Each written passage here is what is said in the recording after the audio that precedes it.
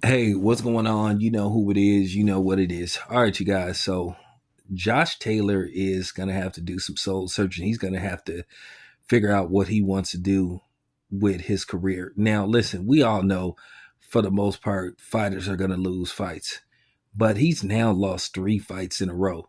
And you can make an argument he should have four losses on his record because a lot of people believe that Jack Catterall should have been rewarded that first fight, but Catterall, avenged his loss and he beat him the second time they fought. But Josh Taylor now has lost three fights in a row as he lost last night to a guy by the name of Ekal Esserman, where he just purely lost the second half of the fight. He lost every round going into the second half of the fight.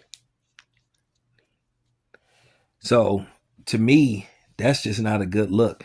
The first half of the fight, I gave him maybe five out of his first six rounds, but there was a round like maybe in the fourth that you can make an argument that Esserman won because it looked like he hurt Josh Taylor. He didn't have him on the verge of stopping him, but he cracked him. He was landing short shots and body shots all night long, and they appeared to have bothered Taylor. Now there was an accidental clash, and Taylor was cut, but Taylor is always swolled up pretty easy. But to see him the way he fought, where he just pretty much lost the second half of that fight, and no controversy here, and the people that called the fight were very objective. So you got to give him credit for that. The fight came on the zone. And I think this was Josh Taylor's debut with Queensberry, and it wasn't a good debut. So, yeah, Josh Taylor is going to have to figure out quickly what he wants to do. Listen, like I said before, you're going to lose fights for the most part. There's not going to be too many, Senicia Estradas and Andre Wards and, Joe Kazagi and Floyd Mayweather and those type of guys that's just going to retire unscathed, or Ricardo Lopez. It's not going to be too many guys that's going to retire undefeated.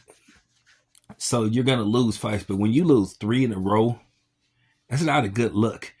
And like I said before, when you really think about it, you could make an argument that Josh Taylor could have anywhere from 4 to 5 losses. The Regis fight was very close. That could have went either way.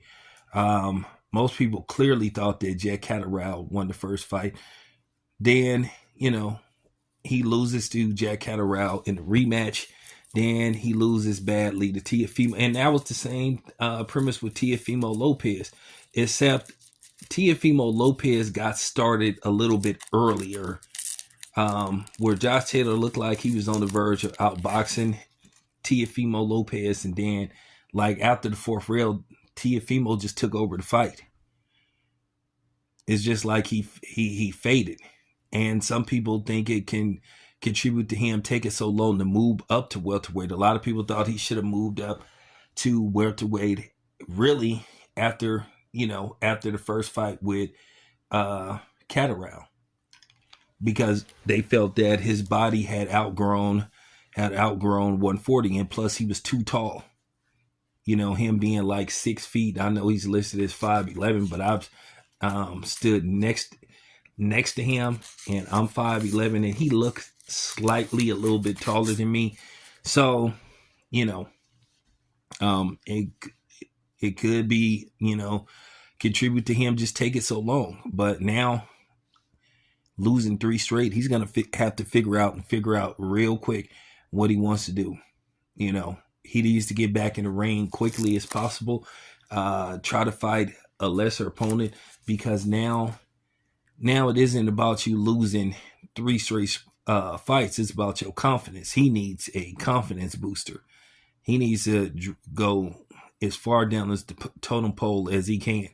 Just find somebody that in all likelihood he think he could look good against and slowly build up his confidence, because if he loses another fight, man, he should seriously consider retirement. I know some people jump the gun by saying, hey man, just because the guy lose a fight or two doesn't mean he's done. I'm saying he's lost 3 straight. That's concerning. So, with that being said, let's see what happens. Anyway, it's your boy Town. I'm out.